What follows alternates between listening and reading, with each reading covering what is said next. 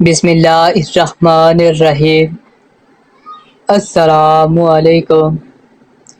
کچھ باتیں ہمارے مذہب نے ایسے ہمیں بتائیں کہ آج کے لوگ اس کو تنگ نظری کہتے ہیں، لیکن ہم آج پوری ذمہ داری سے آپ کو اللہ تعالیٰ کی بتائی ہوئی حدود بتائیں گے کہ جن سے تجاوز کرنے سے میاں بیوی ایک دوسرے پر حرام ہو جاتے ہیں۔ آپ کو پورا حق ہے کہ آپ پوری ویڈیو کو دیکھ کر ان باتوں کو جان لیں اور ان کا بے پناہ خیال رکھیں۔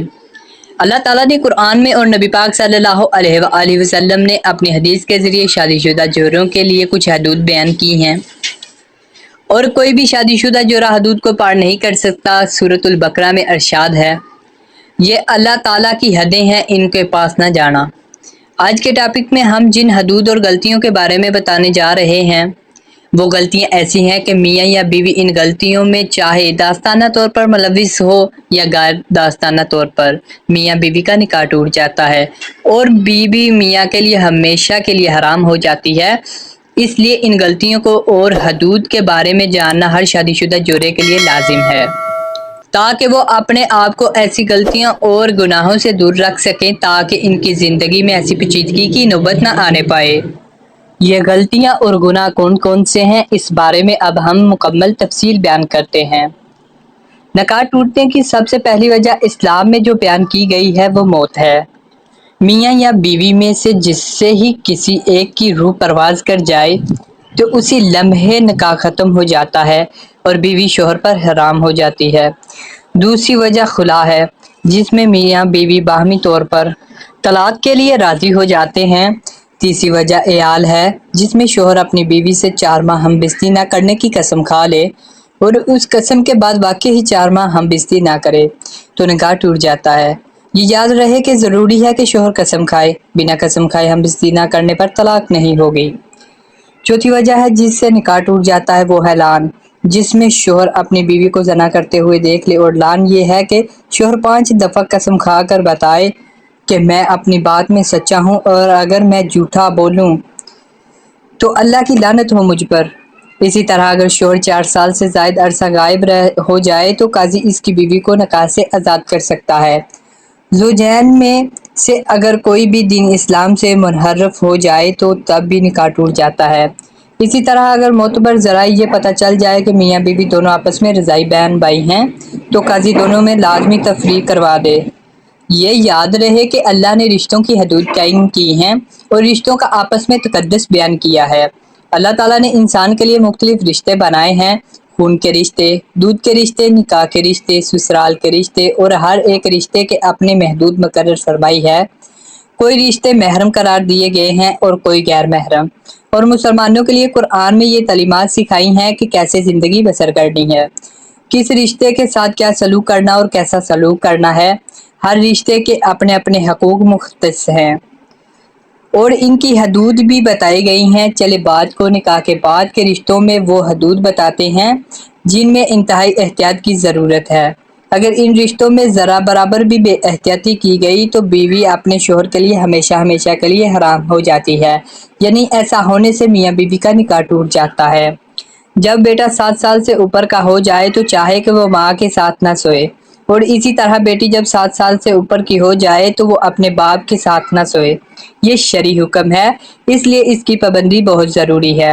شریعت نے یہ احکام اس لیے نافذ کیے ہیں کہ اگر ان احکام کی پاسداری نہ کی گئی تو اس کا نتیجہ بڑا خطرناک ہے۔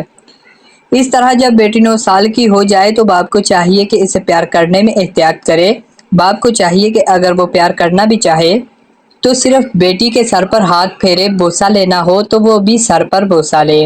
اسی طرح باپ کو چاہیے اپنے جسم کو بیٹی کے جسم سے دور رکھے، کیونکہ اگر یہ احتیاط نہ برتی گئی اور کہیں باپ نے بیٹی کو ایسے پیار کر لیا کہ باپ کی شہوت یا بیٹی کی شہوت اور بڑھ گئی تو اس صورت میں اس شخص کے لیے اپنی بیوی یعنی اس کی بیٹی کی ماں ہمیشہ کے لیے حرام ہو جائے گی اور اس کا نکاح ٹوٹ جائے گا، اور یہ حکم ماں اور بیٹے کا بھی ہے۔ اس لیے ہماری اپنی بہنوں سے گزارش ہے کہ وہ بھی اپنے بیٹوں سے پیار کرنے میں احتیاط برتیں۔ احکام شریعت کے مطابق ان کو اپنے بستر سے اور اسی طرح بہنوں کے بستر سے دور کریں۔ آج کل دین سے دوری اسلامی تعلیمات کو نہ سیکھنے کی وجہ سے پہلے لاڈ پیار میں بچوں کو بگاڑا جاتا ہے، ان کو ان کی حدود نہیں بتائی جاتی۔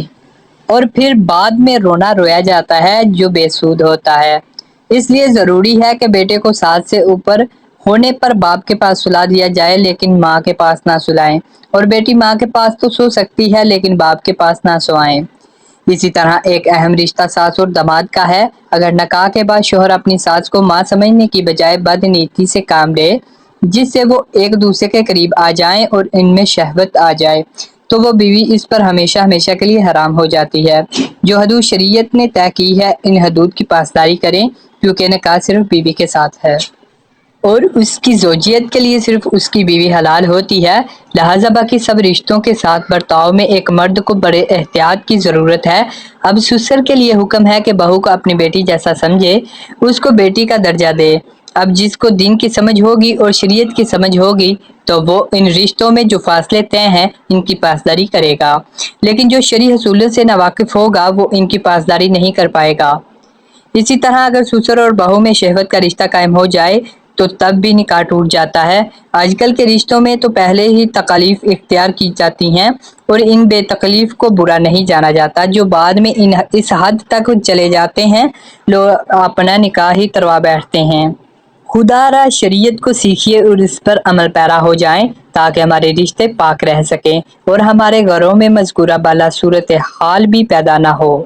سب سے بہتر راستہ یہ ہے کہ کبھی بھی دو مخالف جنسوں کو اکیلے بیٹھنے کا موقع نہ دیا جائے کیونکہ ان میں تیسرا شیطان ہوتا ہے جو کہ کسی بھی پاک رشتے کو ختم کر سکتا ہے۔ اے اللہ پاک ہمیں شیطان کے وسوسوں سے دور رکھنا اور ہمارے رشتوں میں پاک دامنی عطا فرما، آمین۔